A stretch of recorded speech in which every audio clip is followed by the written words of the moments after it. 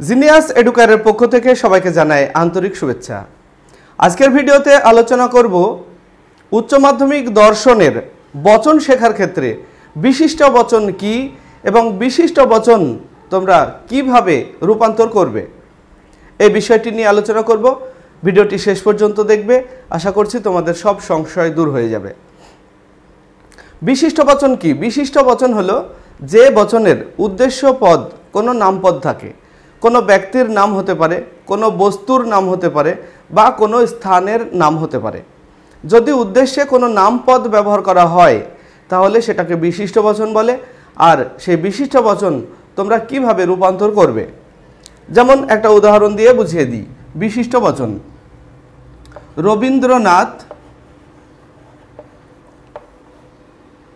রবীন্দ্রনাথ বিশ্বকবি। রবীন্দ্রনাথ বিশ্বকবি এই বাক্যটির বচন তোমরা কিভাবে করবে? দেখো, যদি কোনো বাক্যে উদ্দেশ্য পদ নামপদ থাকে তাহলে সেই ক্ষেত্রে বচন করার সময় অবশ্যই এ বচন বা ই বচন করবে। বাক্যটি যদি হ্যাঁ বাচক হয় এ বচন করবে, আর বাক্যটি যদি না বাচক হয় ই বচন করবে। তবে এটা এ বচন অথবা ই বচন করবে। আবারও বলছি, উদ্দেশ্য পদ যদি নামপদ হয় তাহলে সেটা হলো বিশিষ্ট বচন। আর বিশিষ্ট বচনের ক্ষেত্রে প্রথমে পরিমাণক বসবে না, আর বাক্যটি অবশ্যই বচনে রূপান্তর করার সময় এ বচন বা ই বচন করবে। যদি বাক্যটি হ্যাঁ বাচক হয় এ বচন করবে, আর বাক্যটি যদি না বাচক হয় ই বচন করবে। এই বাক্যটি হ্যাঁ বাচক আছে, রবীন্দ্রনাথ বিশ্বকবি, তাহলে এ বচন হবে। আর আগেই বললাম বিশিষ্ট বচনের ক্ষেত্রে পরিমাণক বসবে না, অর্থাৎ এ বচনে যে সকল বসে সেই সকল শব্দটি বসবে না। তাহলে তোমরা কি করবে? প্রথমেই নামপদ নাম বসিয়ে দেবে, রবীন্দ্রনাথ। রবীন্দ্রনাথ হন। আরেকটা কথা মনে রাখবে, তোমরা বিশিষ্ট বচনের ক্ষেত্রে যদি উদ্দেশ্যে যে নাম ব্যবহার করা হবে সেটা কোনো বিশিষ্ট ব্যক্তি হয়, নাম করা কোনো ব্যক্তি হয়, তাহলে অবশ্যই হন বা নন শব্দটি ব্যবহার করবে, মানে সংযোজক হিসাবে।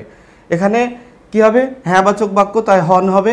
আর যদি এটা ই বচন হতো তাহলে এখানে নন বসাতে হতো।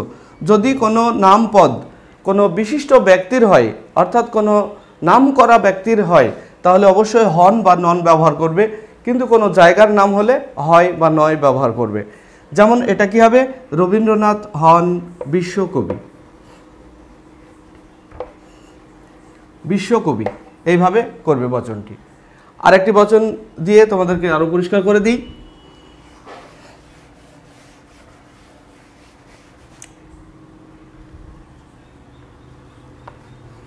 কলকাতা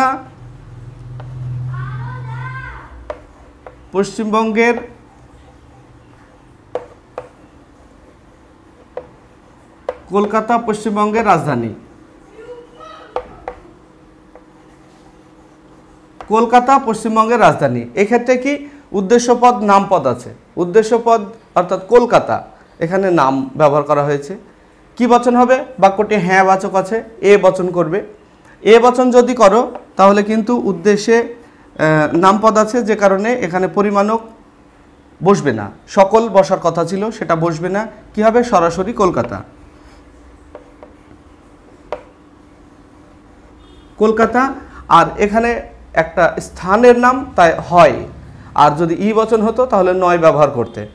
আর আগে বললাম যদি কোনো নাম করা ব্যক্তির নাম হয় উদ্দেশ্যে তাহলে সেখানে হন বা নন ব্যবহার করা হয়। এখানে এ বচন হবে, কলকাতা একটা জায়গার নাম, তাই হয়। কলকাতা হয় পশ্চিমবঙ্গের রাজধানী।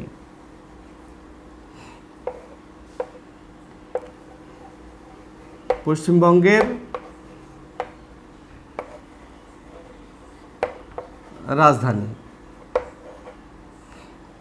এইভাবে তোমরা বিশিষ্ট বচনগুলিকে মানে বিশিষ্ট যে বাক্য অর্থাৎ উদ্দেশ্যে নামপদ থাকবে সেই বাক্যগুলিকে তোমরা বচনে রূপান্তর করবে। এগুলি হলো বিশিষ্ট বচন। আশা করছি তোমরা বুঝতে পেরেছো। ভিডিওটি ভালো লাগলে অবশ্যই লাইক, কমেন্ট এবং শেয়ার করবে। আর আমাদের চ্যানেলটি যদি এখনও সাবস্ক্রাইব না করে থাকো তাহলে অবশ্যই চ্যানেলটিকে সাবস্ক্রাইব করে নেবে। আসছি পরবর্তী ভিডিও নিয়ে, সেই পর্যন্ত সবাই ভালো থাকবে, সুস্থ থাকবে। Bye bye.